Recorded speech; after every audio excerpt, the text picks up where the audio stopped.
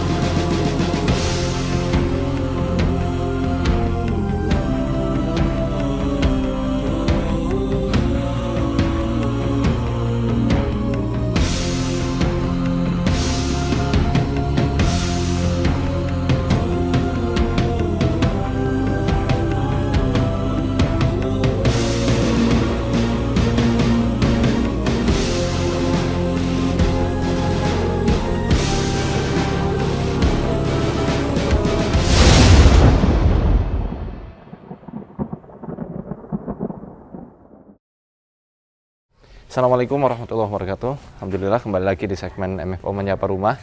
Di episode kali ini kita berada di Desa Pangebatan, Purwokerto, Jawa Tengah.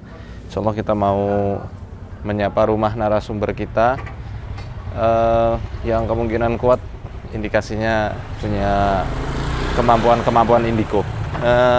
Lengkapnya nanti insyaallah kita langsung ke sana aja, kita cakap-cakap seperti biasa dan langsung kepada tahap penanganan ruqyah syariah.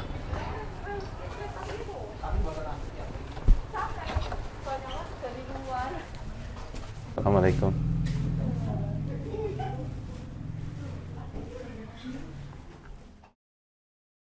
Alhamdulillah sudah di rumah Mbak Aziza, ditemani sama ibundanya. Seperti biasa kita mau wawancara dulu sebelum nanti kita mulai proses terapi ruqyahnya. Mbak, assalamualaikum. Waalaikumsalam. Keluhan apa sih yang dirasakan Mbak Aziza selama ini? Jadi pertamanya itu saya tuh berasa kayak seperti nggak ada badannya gitu, nggak ada kepalanya, kayak kalau jalan itu seperti kayak nggak napak gitu Ustaz. Terus kalau misalnya saya baca kayak zikir kayak seperti itu, saya biasanya kayak muntah gitu. Terus kayak di badan saya itu ada seperti yang bergerak gitu kalau saya baca doa gitu, sama tangan sebelah kiri saya juga seperti ada yang muter-muter gitu. Tapi selama ini ngelihat penampakan apa-apa gitu mungkin? Enggak. Oh enggak? Kalau saya sih kadang Kalau ibu saya Oh berarti ibu juga ada keterkaitan dengan gangguan ini? iya, kalau saya di ruqyah biasanya ibu saya juga terkait gitu. Sudah berapa lama sih gangguan ini? Sejak 2019 akhir sampai 2020 gitu. Berarti baru-baru ini. Soalnya dari dulu alhamdulillah nggak pernah gitu, tapi Dari kecil gitu?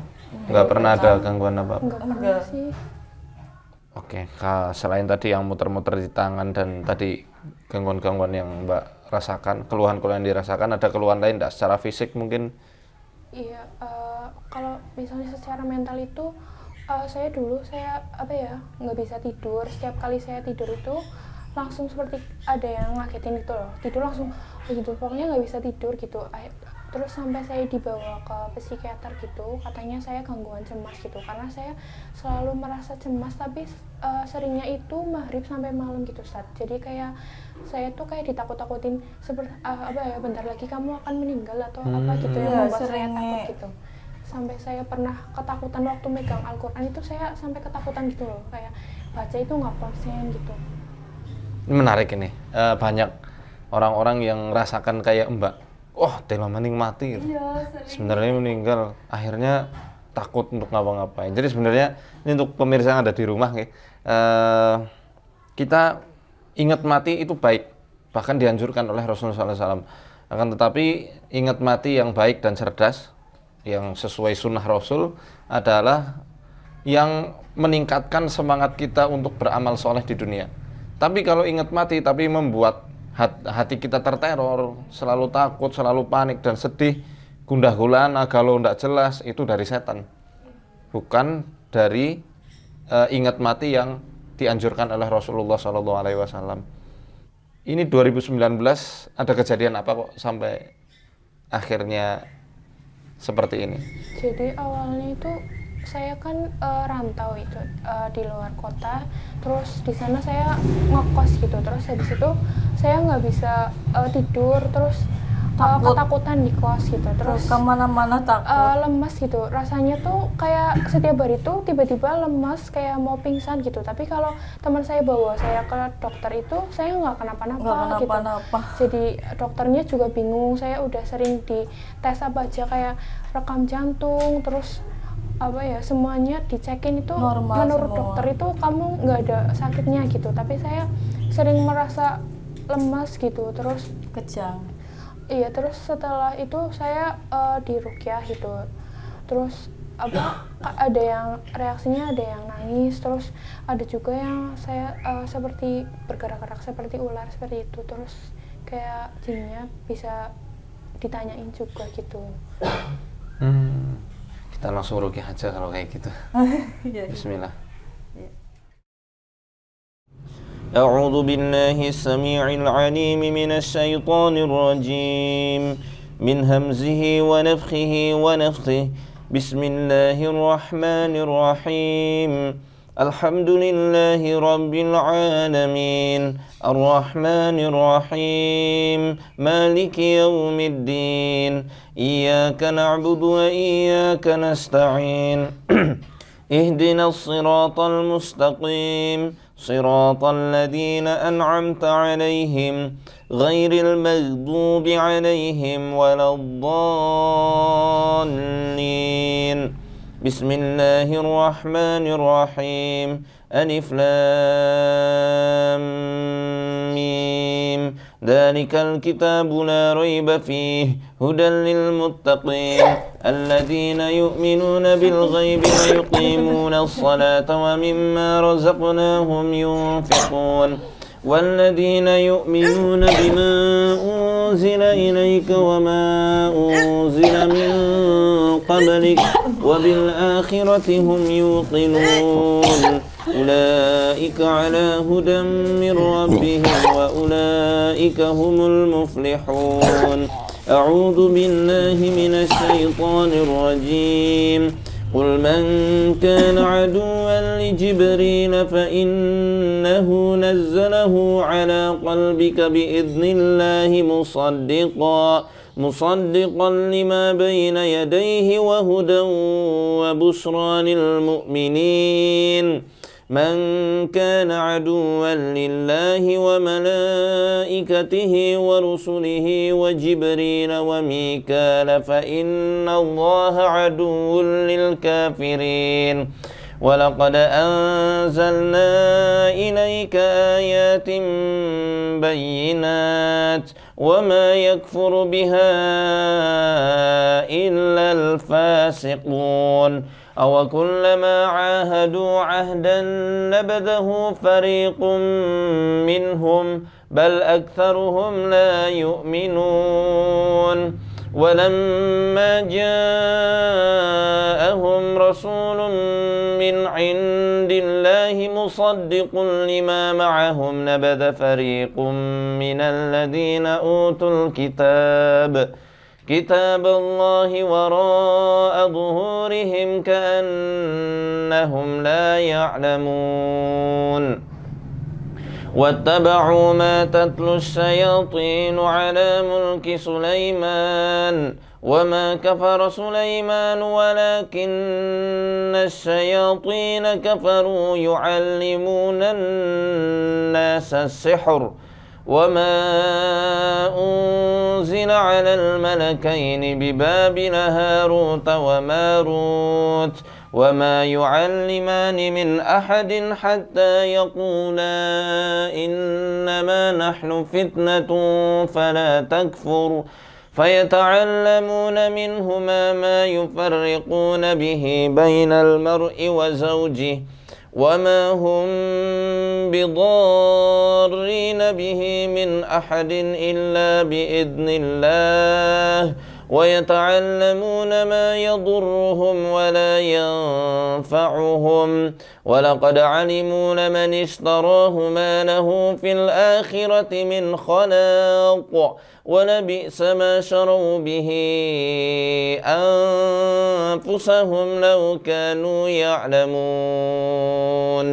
أعوذ بالله من الشيطان الرجيم الله لا إله إلا هو الحي القيوم لا تأخذه سنة ولا نوم له ما في السماوات وما في الأرض من ذا الذي يشفع عنده إلا بإذنه يعلم ما بين أيديهم وما خلفهم ولا يحيطون بشيء من علمه إلا بما شاء وسع كرسيه السماوات والأرض ولا يؤوده حفظهما وهو العلي العظيم.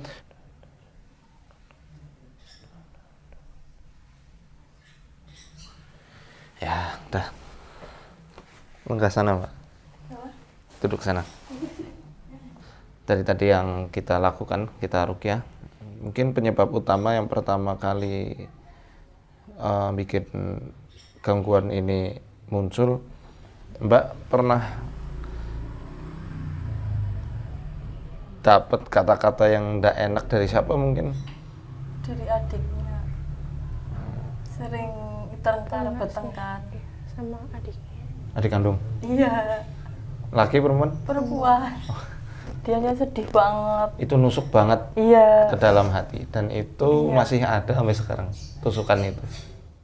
Itu hanya bisa dilenyapkan dengan banyak bertasbih sama Allah dan memaafkan. Adiknya ada di sini. Ada. Ya dah, nanti boleh lah, nggak perlu bareng-bareng. Nanti sendiri aja, ibu yang nengahi. Dari itu yang kemungkinan besar yang menyebabkan celah setan terbuka dan bikin Mbak itu ngerasa seakan sebentar lagi mati. Sebenarnya kalau dari tinjauan psikologisnya ya karena mungkin bertengkar sama orang yang terkasihi, tersayangi, dan dia orang terdekat kita. Itu jauh lebih perih kalau daripada kita bertengkar sama orang lain dan itu dapat kata-kata dari orang lain. Sadar atau tidak sadar itu yang jadi akar permasalahan. Ya jelas kalau dilihat secara medis, secara klinis, ya nggak bakal ada apa-apanya karena ini lebih cenderung ke psikosomatis. Tapi kita kan beriman bahwa Allah menciptakan makhluk lain di dimensi yang berbeda, yakni jin. Ya, apalagi Mbak sering mimpi ular. Ular itu kalau menurut para ulama, ya, dan juga eksperimen yang selama ini saya lakukan, rata-rata orang yang sering dimimpin ular atau jinnya itu mewujudkan dirinya menjelma sebagai ular, itu biasanya ada kedongkolan, kekecewaan, kesedihan yang ngendap sebelum ular itu muncul. Nah, jadinya ketika dimimpi itu nanti wujudnya jadi berwujud ular.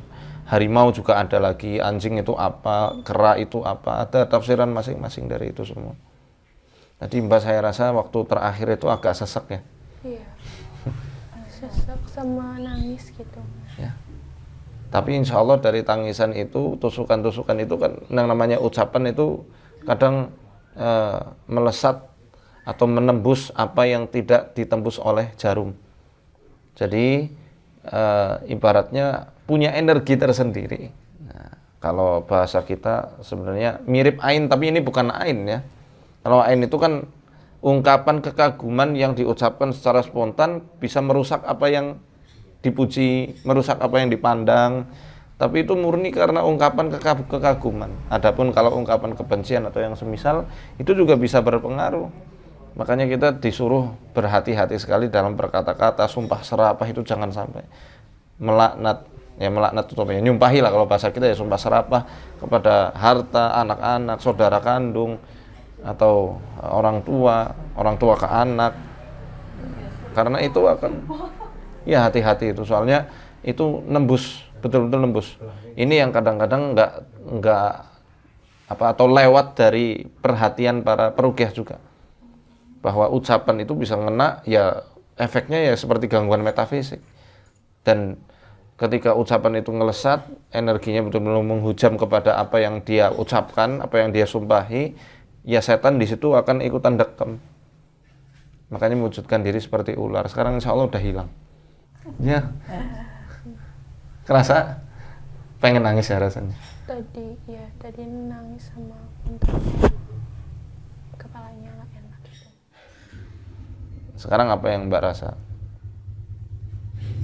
Tadi sih ini sesak gitu tadi, terus pengen muntah gitu yang tadi, sama kepalanya nggak enak gitu, sama tadi tangannya gerak-gerak yang kanan gitu. Iya, tangan-tangan gerak itu semua pusatnya ada di sini. Itu laki-laki organ kita yang paling sensitif bergesekan sama dimensi lain itu kan di daerah sini. Kadang jalur ke area tangan. Ya. Coba deh nanti habis ini salaman, damai sama siapa, iya sama adik mungkin atau sama siapapun lah yang mungkin pernah ada kesalahan, sungkem sama ibu sama bapak. Mohon maaf barangkali Mbak juga pernah ada kata-kata yang terucapkan ketika lagi emosi, namanya orang emosi ya. Kadang kan nggak sadar apa yang diucapkannya, itu dievaluasi, diistighfari, itu obat. Mungkin ya ungkapan apapun lah itu. Sama nanti saya sarankan Mbak Azizah bisa rutin minum teh pegagan. Dulu pegagan itu ya yang Panekoang. Panekoang ya sering itu. Rutinin lagi. Itu. Itu kan kadar lendirnya banyak, jadi banyak stagnasi energi di situ. Energinya nyumbat, limpa lambungnya juga lembab. Sering ada masalah lambung kan? Ya. Sering overthinking nggak? Ya itu dikendalikan ya. Kalau mau asam lambungnya betul-betul stabil, nggak bergejolak lagi sehingga menimbulkan penyakit, bisa pakai gamat bisa. Sebenarnya utamanya itu di pikiran. Ada di pikiran, ada dia seringnya nunggak, senang cerita, dipendam sendiri seringnya kalau ada masalah. Apalagi orang introvert dikatain kata-kata yang buruk itu ngejam sekali dalam hati. Kan marah sama adiknya sampai banting gelas, padahal dia kan orangnya diem banget. Kok mati dia, Allah kok dia banting gelas, Mi kenapa Mi? Orang introvert jangan sampai marah besar, karena itu bahaya banget. Dia bakal marahnya itu di atas rata-rata orang yang sukanya marah. Makanya bahaya, jangan dipancing-pancing untuk marah. Senengnya adiknya itu. Ibu yang harus nengahi di situ sebenarnya. Ya di sini bisa nanti ambil jalan tengahnya, gimana yang terbaik untuk Mbak Ami dan adiknya. Adiknya pun juga harus dimengerti apa yang jadi kepengenan dia. Maafin ya, wong adik kandungnya sendiri itu sedarah sama Mbak. Nah, umur berapa adiknya? Umur 13 nih, kelas 3 SMP. Lah, apalagi masih kecil. 3 SMP. Iya. Itu sih sebenarnya kalau yang saya tadi perhatikan. Jadi kalau misal Mbak terluka dengan kata-kata adiknya, maafkan, masih remaja. Masih anak-anak lah kalau saya katakan itu. Jadi maklumi, dinetralkan, maafkan, peluk lah, apalah, ajak jalan-jalan makan bareng atau mungkin dari kata-kata yang lain kan juga bisa jadi itu. Ada? Mungkin karena dulu itu saya seperti waktu mau kuliah itu kayak nggak didukung gitu sama orang tua gitu, jadi kepikiran mungkin. Awal mulanya kan nggak boleh sama saya ke Solo, dia nangis 1 hari, langsa banget. Sedih banget caranya. Itu sedih banget Iya, bagi dulu Mbak. sih, karena dulu itu dibilangnya suruh jangan kuliah gitu, soalnya saya tuh orangnya kayak kalau udah punya mimpi kayak pengennya Harus. gitu kayak gitu. Harus. Mimpinya. Ya itu benang merahnya. Makanya kadang-kadang ada reaksi ke ibu. Tadi nggak ada reaksi, alhamdulillah ya. Ya, jadi benang merahnya ada di situ sebenarnya. Walaupun sekarang Mbak sudah melupakan, tapi efek itu kan ngendap. Syaraf juga ya Ustaz, soalnya saya itu sering kejang-kejang juga. Sering kejang. Kayak gini, saya jelasin untuk Mbak ya sama Ibu Bapak, biar nanti peta pengobatan kita jelas. Kita nggak usah ngurusi jin terus, itu nanti nggak sembuh-sembuh soalnya. Kita tahu ada, tapi hal tersebut kadang-kadang keluar masuk kalau misalnya masih ada celah-celahnya. Intinya begini, organ manusia itu terbagi jadi 3. Jadi ibaratnya kayak pohon, ya, organ yang atas itu ya dari kepala sampai sini, dada, paru-paru, jantung, ya. Kemudian terbagi jadi organ tengah berupa liver, ya, lambung, limpa, dan organ bawah itu ada usus besar, usus kecil, kandung kemih, ginjal, itu termasuk organ bawah. Nah, adapun yang Mbak Azizah rasakan selama ini, ya, yang dialami dengan organ dalamnya itu mengalami kedinginan. Normalnya lambung dan limpa manusia itu paling enggak 36 derajat. Jadi harus hangat. Tapi ini udah dingin, minus di bawah itu. Bisa jadi hal tersebut timbul karena adanya itu tadi, kesedihan, tertekan, ada masalah orang cerita.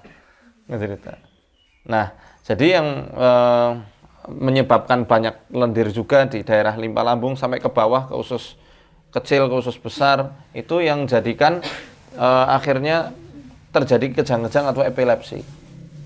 Dan itu ada urusannya juga sama paru-paru. Kalau kita lihat secara holistik, paru-paru yang ada masalah, ini yang ada masalah, yaitu timbul semua karena adanya pikiran yang ngendap dan juga faktor kesedihan, nun sewu, kesedihan, melankolis, melow. Pengobatannya mudah insya Allah. Nanti bisa dimoksa atau pekam di daerah ginjal, limpa lambung untuk memantik api mingmen, istilahnya api mingmen gitu loh. Apa ya istilahnya, menghangatkan tubuh daerah ginjal sama di daerah limpa lambungnya. Yang mudah ya sebelum dimoksa, moksa itu nanti dianget-angeti itu. Dianget-angeti, ada ahlinya nanti insya Allah. Adapun yang harus dilakukan rutin ke depannya, nanti bisa pakai ikan lembutan. Enak buat obatnya. Pakai ikan lembutan, nanti dioseng, banyakin bawang putih, bawang merah, daun bawang, sama merica. Ya, itu untuk menghangatkan. Di sayur ya. Enak lah pokoknya. Dioseng-oseng. Ikan lembutan itu Mbak, ikan air tawar yang kecil-kecil itu. Cair itu besar ya. Melem boleh. Ya lembutan lah yang kecil-kecil. Iwak kali, ikan sungai untuk Mbak. Rutin makan itu. Sop kambing, wah. Enak-enak lah jane pengobatannya, Mbak. Itu kalau dari yang penting sekarang PR-nya kuatin fisik. Fisik kuat, fisik udah normal, insya Allah untuk ibadah juga nyaman. Ya sambil pengobatan, bukan berarti ibadahnya nanti ditunda setelah selesai badan sehat, enggak, tetap ibadah yang udah dilakukan, zikir pagi petang, baca Quran, sholat 5 waktu itu jangan ditinggalkan, tetap terus. Tapi nanti kalau fisik udah lebih kuat, insya Allah nggak akan ada gangguan lagi, insya Allah, kita jamin, Allah menjamin. Ini belum parah, belum kok, tenang aja. Semoga Mbak Azizah panjang umur, dipanjangkan umurnya dalam ketaatan sama Allah. Ya kita semua ya, amin. Semangat pokoknya, semangat. Kalau ada masalah cerita, jangan dipendam sendiri, bagi-bagi dong. Senengnya dipendem, nggak mau ceritanya ini kancane. Boleh ke temennya, boleh ke siapapun lah. Tapi sih kalau bisa ke ibu, ke bapak, atau ke orang yang memang Mbak percaya lah, boleh ke siapapun, nggak ada batasan, oke? Ngapa ngurusi jin terus nanti Iya. fokusnya cuma ke jin tapi ke pengobatan dirinya lupa. Itu kalau sebenarnya. Inilah apa ya istilahnya ya. Di tubuh kita sudah Allah ciptakan tanda-tanda yang bisa kita lihat. Misal dari wajah aja, dari wajah kita ngaca tiap pagi. Lihat itu, mana yang kusam, jerawat tumbuh di mana. Itu nanti ada peta-petanya di wajah kita. Memang selama ini kan parahnya di paru-parunya. Jadinya jerawatan ya, Ustaz. Iya. Nanti tulis glowing. Ya, dari pencernaan yang baik, Baik. jadilah kulit yang baik insya Allah. Gitu mungkin Bu, Mbak ya. Ada yang mau tanya lagi? Seenggaknya sekarang udah agak plong lah ya. Ya, yang penting Mbak harus ada motivasi untuk bangkit, semangat. Kalau misalnya masih ada unek-unek yang terendap, ungkapkan semua, ungkapkan. Ke admin saya boleh, nanti disampaikan ke saya, nanti kita cari lagi solusinya. Ke ibu kalau bisa, ke orang terdekat. Kalau gitu, karena mau maghrib ini saya mau mohon pamit. Ya Mbak, Bu, Pak. Nih, sami-sami. Sederhana kok, insya Allah nggak usah terlalu bingung. Udah ketemu akar masalahnya. Ya, semangat. Ya, kita mau pulang teman-teman. Matur nuwun, Bapak, Ibu, cepat sembuh ya Mbak. Kita doakan Mbak Aziza diberikan kesembuhan yang sempurna oleh Allah, dimudahkan untuk menggapai seluruh cita-citanya, diridhoi langkahnya dunia akhirat, dan dilindungi semua keluarganya, diberkahi juga. Ya teman-teman, kita punya program pembebasan Markas Arsadaya Daga Indonesia yang ada di Jalan Menteri Supeno, Sokaraja Tengah. Bagi pemirsa dan teman-teman semua yang berkenan untuk ikut membantu, ikut andil dalam mewujudkan markas pusat terapi Ruqyah Syariah dan terapi pengobatan Nabi di Banyumas, ya, bisa memberikan sumbang asihnya di nomor rekening yayasan yang ada di poster berikut ini.